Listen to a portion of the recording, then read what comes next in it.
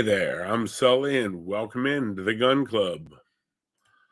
Alrighty, for those of y'all who haven't seen our little pre-announcement for tonight, we're having a little change tonight. We're going to be doing a movie review. Now, this isn't normally a movie review kind of channel, and I don't usually do a lot of movie reviews, and I don't consider myself some sort of amateur Siskel and Ebert or the critic or anything along those lines. However, this movie's a little bit different. The movie we're going to be talking tonight is called Infringed. Now, you may have heard of it, you may not have heard of it, you may have seen it. If you've seen it, I'd love to hear what your thoughts are down in the comments. Let me know what you think in the chat. Do you like the movie? Do you not like it? What were your thoughts on it? I'm going to give you kind of my thoughts on it and a quick 20,000 foot overview of kind of what it is. Now, the movie, give you an idea, it was written and produced by a young lady by the name of Lauren Southern. It was produced out through Timcast Media. It came out in early November. And I remember they did an announcement when it first came out. And I looked at it and said, okay, well, I'll get around to it. And sort of had some time over the last week or so, watched it, caught up on it, and it was kind of interesting. It really was. It runs about an hour and 40 minutes or so about 110 minutes running time. And honestly, for what it was, I thought it was pretty good. That's before we get into it too deep. Let's talk a little bit about Lauren Southern, the person who pretty much put it all together. Now, Lauren is a Canadian, but we're not going to hold that against her for right now. She's, I'd say, mid-late 20s. She's produced several documentaries.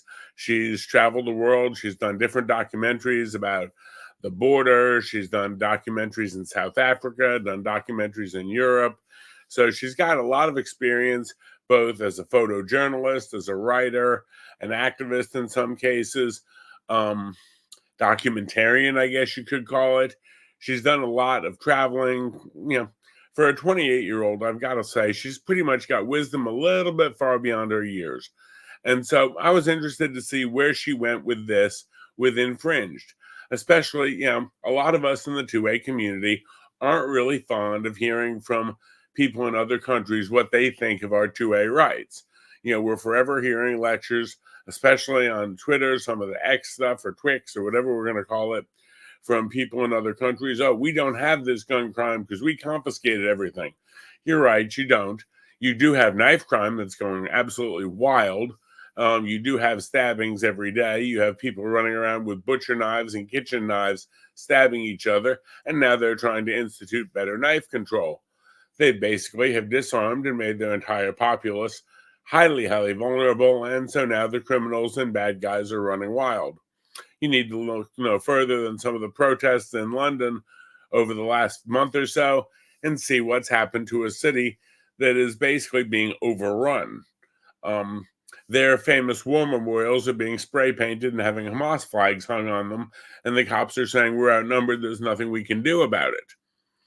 I don't see that happening in a lot of our cities. Maybe some of the major blue cities, some of the places where gun control is crazy.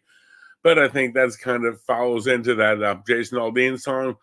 You're not really going to try that too much in a small town. But so Lauren, she's got a background being Canadian. It's like, okay, I'll give her the benefit of the doubt, though, because I've seen some of her appearances, and she seems pretty much middle of the road on a lot of things. Knowing Timcast Media put it out, I figured I'd give it a try. Now, the subscription for it, it's cost me like $10 a month. So for, if you want to see it, when you get done with this, if it looks like something you're into, you can go on Timcast, subscribe for a month for $10, go watch the movies. They've got a bunch of documentaries, a bunch of stuff behind the paywall for $10. And at the end of your month, you can cancel and say, okay, I'm done. That was fun, whatever. So, hey, for a movie night for the family for $10, it's, not $1.99, but then again, this, you could tell, took some time and took some serious expense to make. So definitely, well worth it. Now, the movie overall is made up of several interviews that are stitched together with Lauren's commentary and some of her historical facts and data in between it. Now, for her commentary for the interviews, she goes out and she interviews a lot of people. Some of them average citizens, John Q. Public on the street. What are their thoughts as far as gun control, gun laws, gun crime, gun violence? What do they think we should do? What do they think where the country is? Some of these people are firearms owners. She actually interviews some folks. It opens up in a gun store.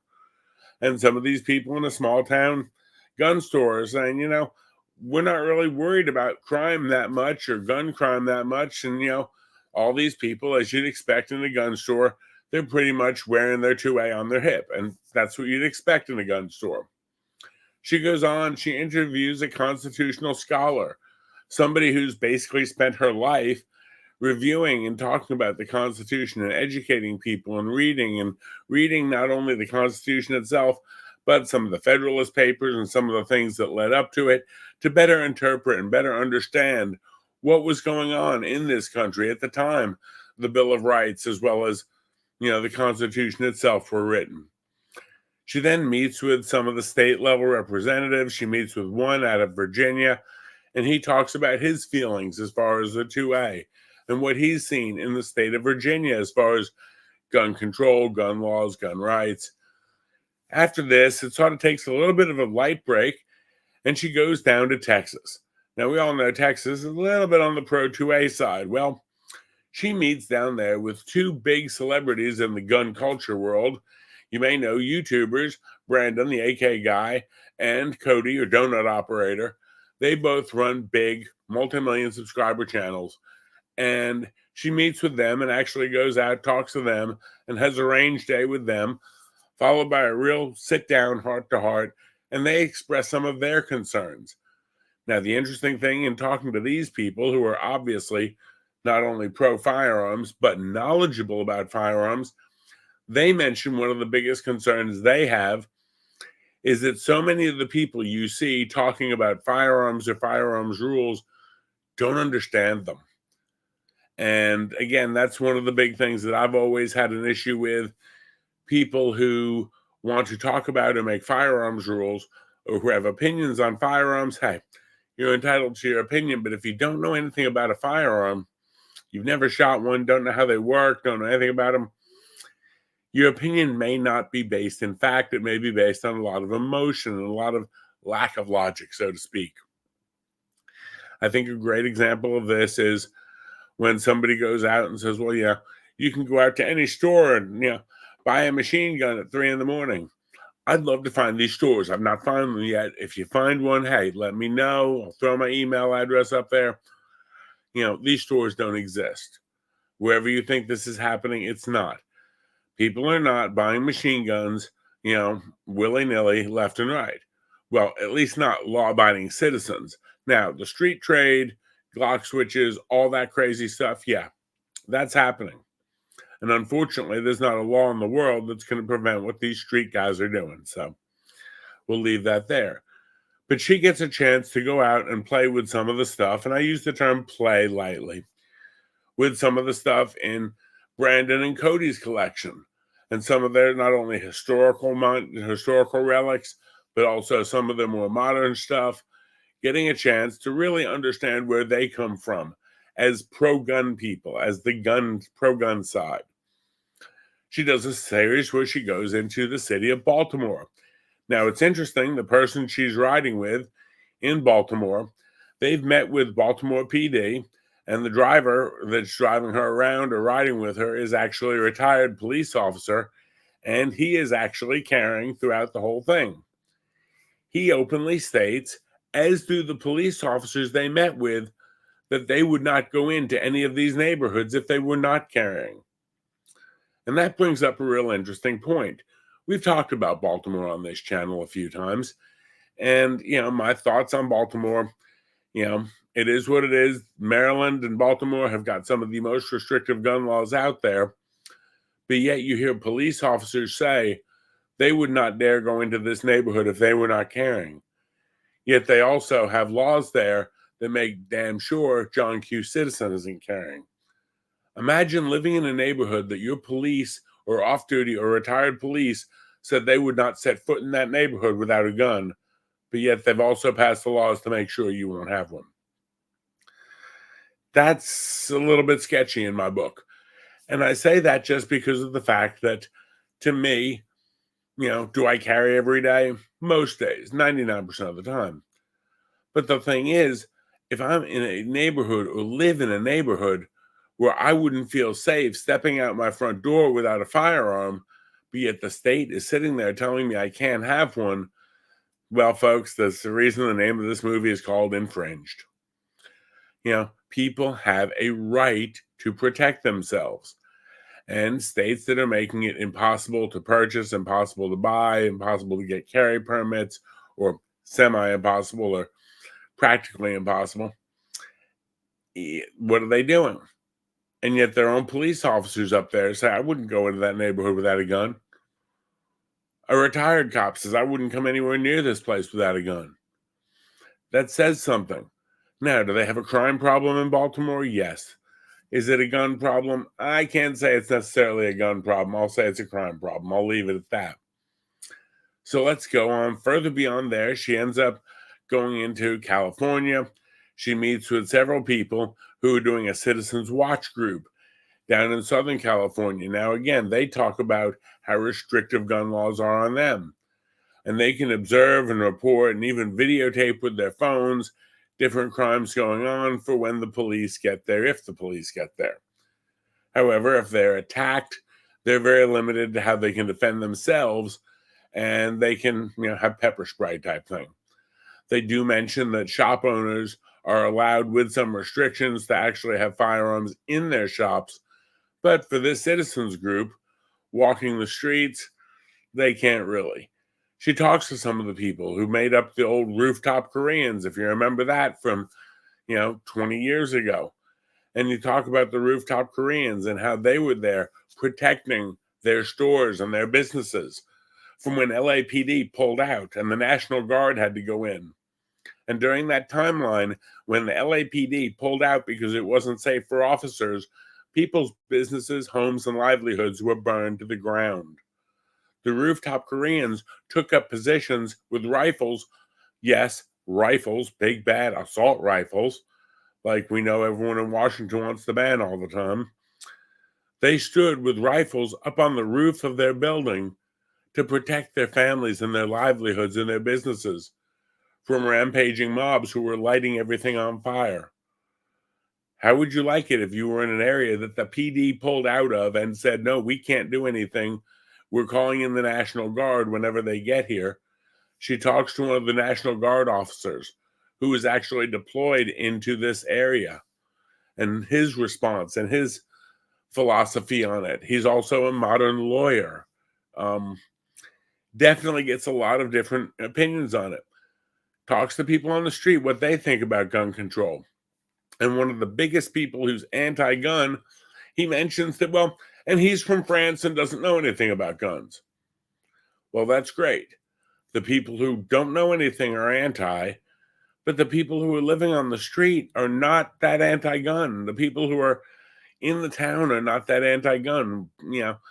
There is an anti-gun coalition in this country. We know that, but it's not, I don't think, and she was unable to find as big an anti-gun group as you might think sometimes. So that was kind of interesting. She went on up to Northern California, actually interviewed some people down near Berkeley area, and she figured there'd definitely be a lot of anti-gunners there. And when she asked people there about guns, they were typically rather anti-gun. Few of them were. Now, there were also a couple who said, no, I'm pro-gun, 100%, believe in the right 2A, keep and bear arms, yada, yada, yada. And she looked at one guy and she said, really? And he said, yeah, and I'm a gay Republican, but I don't tell anybody. Okay, great. I love that line. It's like, you're in a college campus where you feel that you can't tell people what your political beliefs are. Kind of interesting. And so they go on through this whole thing. She meets again a couple of people who are anti-gun. And when she asks them why, okay, do you think we have a gun problem? Yes, we do. Well, what do we need to do? Well, I don't know. But people need to be able to protect themselves. Well, yeah. You could see that some of the people were almost a little bit questioning their own beliefs. They knew they were anti-gun, but why? Well, I don't know. Well, do you think people should be able to protect themselves? Well, yeah, they should, but not with those bad guns. Well, what bad guns? Well, whatever. Again, a lot of the stuff she was showing, I think, was really interesting. Overall, I enjoyed the movie. Being a gun aficionado or a gun guy myself, definitely well worth my time, well worth the $10. I'm a subscriber anyway. Now, I will say that neither Lauren nor Tim Cast nor anyone's paying me anything for this. I pay for my subscription just like anyone else. But I wanted to sort of bring this movie out because I thought it was, interesting. I thought it was something with the wintertime coming up. We're looking for stuff to watch or decent movies to watch that aren't, crazy or aren't, stupid woke garbage. And hey, this one was definitely well worth it. I'm going to probably watch it again a few times. I know I've invited a couple of friends to come over and watch it with me. The fact that I enjoyed it is not just because I'm pro gun or I'm a gun guy. I'd like to honestly see some of the people who are undecided about guns watching this movie, just from a standpoint of I'd love to give them this information, share what she's found, what she's brought out, what she's shown, everything from Texas to Baltimore to California, and say, okay, what are your thoughts now? Have you changed your thoughts any? I'm not saying that they're going to run out and start building their first AR. No. But at least, maybe these gun things aren't that bad. We often talk about where gun control is or isn't. And my favorite version is you go into every school and they've always got a fire extinguisher so you can stop a fire fast until the fire department gets there. Many schools have AEDs or bleeding control kits to deal with an emergency until help gets there. What do we have to deal with help until the police get there? Well, yeah, we know. From a standpoint of how well she covered it, I think she did a really good job covering it. I think, this is the first one of her full-length documentaries that I've seen. However, I've looked and she does have a website, and I'm probably going to be watching a couple more in the weeks to come. But she could have done more on the subject. There are some things that I think she might have missed or didn't cover. However, it was already an hour, 45 minutes long. I think this is a big enough topic that she could actually do a very big part 2 or maybe even a part 3 on this one, because I think there's a lot more there is to cover. She did, like I said, overall, I'll give her, A+ for the work. I liked it. She did not try to come out and tell you what to think. She very much went out and she was trying to get the opinions on the street, the opinions from the people, talk to different people. She actually mentioned at one point when she was in Southern California, she was trying to get some more people who were anti-gun to interview and find out what their thoughts were and why. And she was kind of having trouble doing it. Never knew that one. When she went up to Berkeley, she did find a couple of anti-gun people. And again, some of them had reasonings or thought processes. Some of them really couldn't verbalize a succinct argument as far as what the anti-reason was.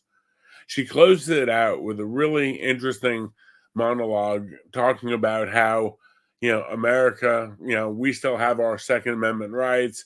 That's something that Canada does not have, and they've lost, rights up there, and how important it is for us as a country to make sure that we hold on to those rights, that we don't let those be taken away.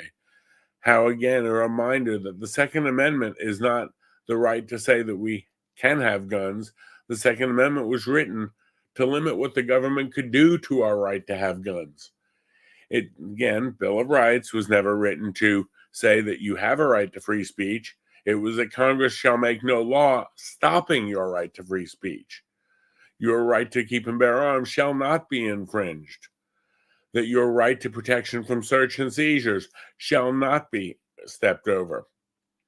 And so she mentions again that she in Canada they've lost some of their freedoms by not standing up for them, by not fighting back against them, so to speak. And again, when we say fighting, we're talking about not fighting on the streets, but fighting in court by, protesting these anti-2A bills or anti-free speech bills.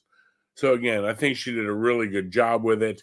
Overall, highly recommend it. And again, not just if you're a 2A nut, then again, if you're not a 2A nut, why are you on the channel? But hey, we welcome everybody here.